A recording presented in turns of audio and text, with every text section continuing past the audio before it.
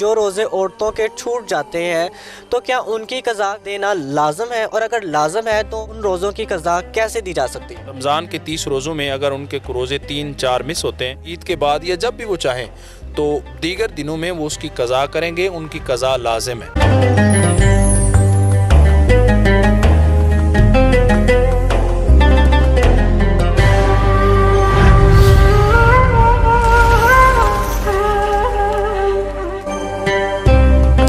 बिस्मिल्लाहिर्रहमानिर्रहीम, अस्सलाम वालेकुम। सेंट्रल न्यूज़ पर आप रमज़ान स्पेशल ट्रांसमिशन जागो साहिवाल में देख रहे हैं और मैं हूं आपका मेज़बान अमान शाहिद। आपको खुश आमदीद कहता हूं और आज रमज़ान मुबारक, आज आपको 8वां रोज़ा बहुत बहुत मुबारक हो। और हमारे साथ मौजूद हैं अल्लामा नियाज़ अहमद फ़रीदी साहब, और इनसे हमने जाना है रोज़े के हवाले से जो छोटे छोटे मसाइल हैं जिन पर तवज्जो देना ज़रूरी होता है लेकिन बेतवज्जी की वजह से वो रोनुमा हो जाते हैं।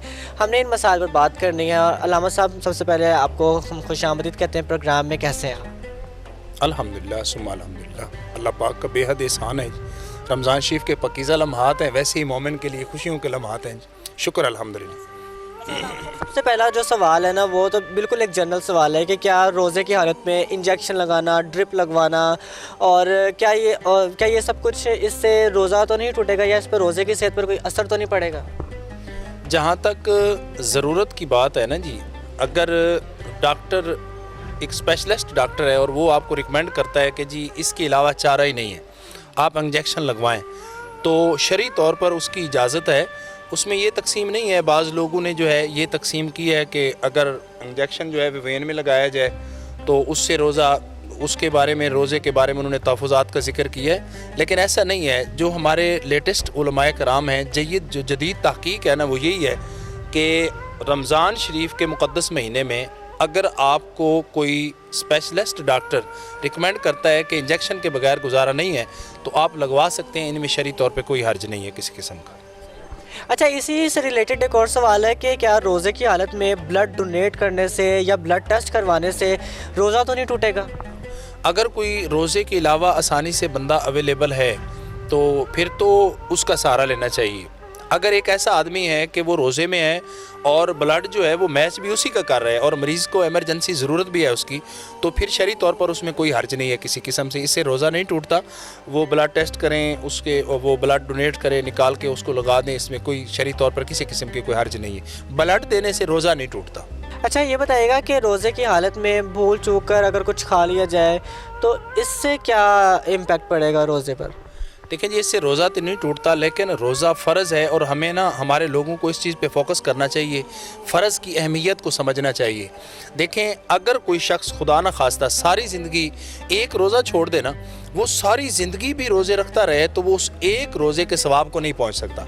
इसी तरह अगर कोई आदमी है, उसने जनाब फ़र्ज़ नमाज का एक सजदा कज़ा कर दिए, अब सारी ज़िंदगी वो नवाफिल पढ़ता रहे, जनाब सजदों पे सजदे करता रहे, तो उस एक सजदे के सवाब को वो बंदा नहीं पहुंच सकेगा। उसकी रीज़न ये है कि फ़र्ज़ का दर्जा सबसे ऊपर है। तो रमज़ान शरीफ का जो रोज़ा है वो अल्लाह ताला ने हम पे फ़र्ज़ किया है, तो हमें एहतियात करनी चाहिए कि अव्वलन तो ऐसा ना हो।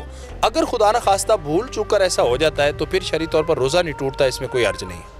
अल्लामा साहब, ये बताइएगा कि जो रोज़े औरतों के छूट जाते हैं तो क्या उनकी क़ज़ा देना लाज़िम है, और अगर लाज़िम है तो उन रोज़ों की क़ज़ा कैसे दी जा सकती है?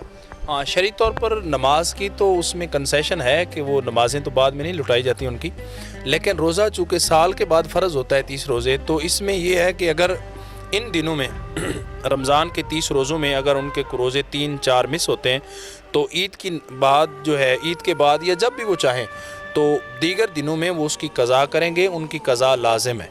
हर सूरत पे उनको क़ज़ा करना ज़रूरी है। अगर क़ज़ा नहीं करेंगे तो वो उनकी अदायगी नहीं होगी रोज़ों की।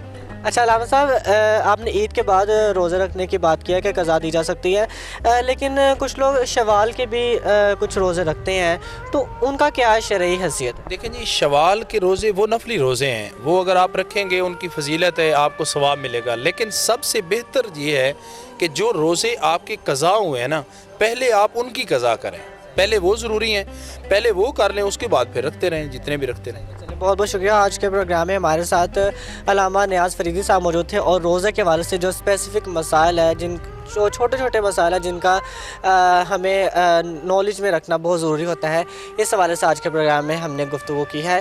तो मुझे इस प्रोग्राम के फ़ीडबैक का इंतज़ार रहेगा। आपसे मैं इंशाल्लाह कल के प्रोग्राम में करूँगा मुलाकात। तब तक के लिए अपने मेज़बान अमान शाहिद को इजाज़त दीजिए।